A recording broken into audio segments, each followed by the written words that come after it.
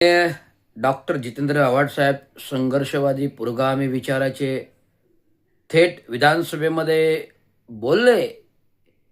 Food and drug विभागामधील जे काय Tukaram Mundhe chief food and ड्रगचे अधिकारी म्हणून जे जे काय फूड अँड ड्रगचे पराक्रम उजेडात आणले, खरोखर ह्या अधिकाऱ्यांना मी सल्यूट करतो, तुकाराम मुंडेंना.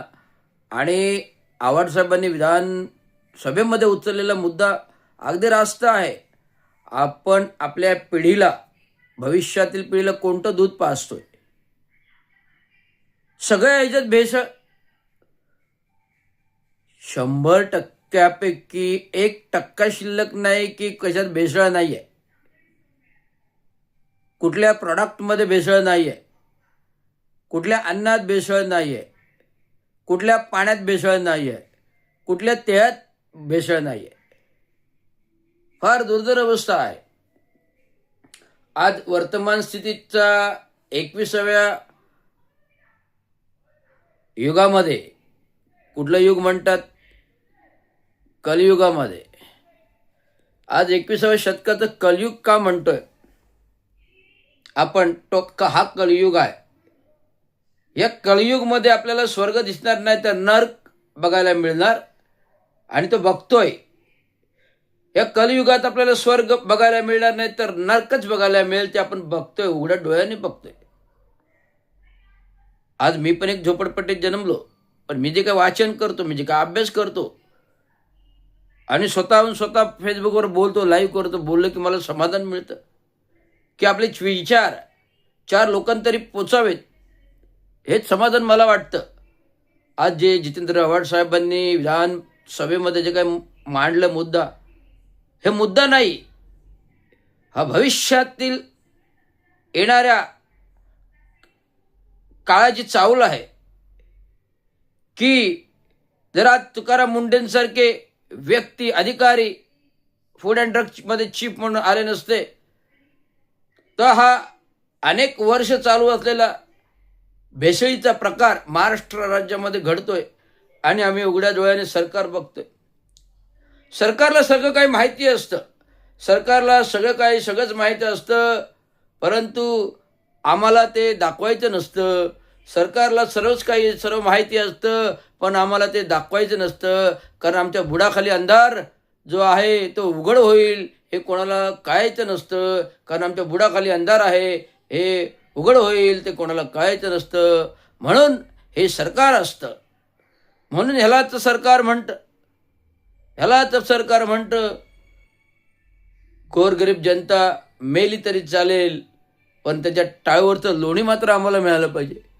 गोरगरीब जनता मेली तरी चालेल, पण त्याच्या टाळूवरचं लोणी मात्र आम्हाला मिळालं पाहिजे.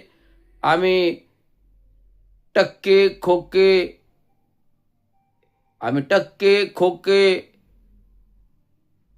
सत्ते खुर्ची हे मिळवण्यात आम्ही व्यस्त आहोत. पण आज जी महाराष्ट्रावरती दुर्भिक्ष येतंय, त्याला आमचं काही घेणं देणे. नागरिक मरतोय, गरीब जनता मरू दे. गरीब जनता मरू दे, नागरिक मरतात मरू दे, परंतु आमचा टक्क्याचा बाजार चालू राहू दे. हे आहे दुर्भिक्ष. आणि आज आपण देशाच्या पंतप्रधानांचे गुणगान गातो, ज्या पंतप्रधानांनी अख्खा देशच विकलेला आहे. काय शिल्लक ठेवलंय? काही नाही शिल्लक ठेवलं. रिझर्व्ह बँक एफडीज विकल्या, रिझर्व्ह बँक सोनं विकलं, जे लॉकरमध्ये बंदिस्त असतं ते विकलं. तर रामलल्लाच्या तर काहीच नाही. रामलल्ला तर पूर्ण सेटअप प्रोग्राम होता. 500 वर्षापूर्वी अयोध्यामध्ये राम आणला, दाखवलं गेलं, भासवलं गेलं, पण जिथे बाबरी मस्जिद पडली तिथे मंदिर नाही बांधलं, जिथे बाबरी मस्जिद पाडली तिथे मंदिर नाही बांधलं. मंदिर बांधलं दुसरीकडे आणि बाबरी मस्जिद दुसरीकडे. संपूर्ण मंदिरे मस्जिदे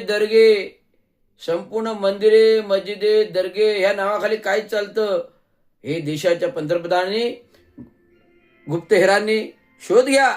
सीबीआयने शोध घ्या, ईडीने शोध घ्या, सगळ्या स्वायत्त संस्था ज्या आहेत सुरक्षा यंत्रणेत त्यांनी शोध घ्या. देशाच्या अजमेर सारख्या मंदिरातला दान रक्कम चोरी होते, तर राम मंदिर तर काय उघड्यावरते. आपण राम राम राम राम गुणगान गायचे. वाल्याचा वाल्मिकी होतो, राम राम राम राम राम राम राम राम राम राम राम राम राम करून वाल्याचा वाल्मिकी होतो. वाल्या कोळी असताना त्याने मारलेल्या चोरीचा पैसा कोणी घ्यायला घरातलं कुटुंब तयार नसतो, म्हणून त्याला जप करावा लागला, वाल्याचा वाल्मिकी व्हावा लागला, तो वाल्मिकी ऋषी झाला. अशा प्रकारचे व्यथा आहेत, अशा प्रकारच्या कथा आहेत. त्यामुळे हे सांगताना डोळे पाणावतात, डोळे भरून निघतात की माझा महाराष्ट्र विष पितोय, विष खातोय, स्लो पॉयझनिंगचं विष पितोय, विष खातोय. त्या विषाला कोणीतरी देव माणूस भेटला तुकाराम मुंडेंसारखा की त्याला नष्ट करायला निघाला. तुकाराम मुंडेंसारखे अधिकारी असे जन्माला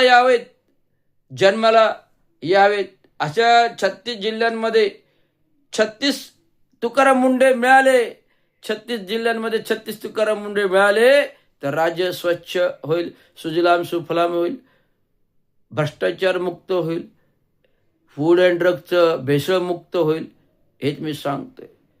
आज जर महाराष्ट्र राज्याला 36 जिल्ह्यामध्ये 36 तुकाराम मुंडे मिळाले तर पूर्ण महाराष्ट्र हा भेसळमुक्त होईल, भ्रष्टाचार मुक्त होईल. हेच सांगतो. धन्यवाद. जय भीम.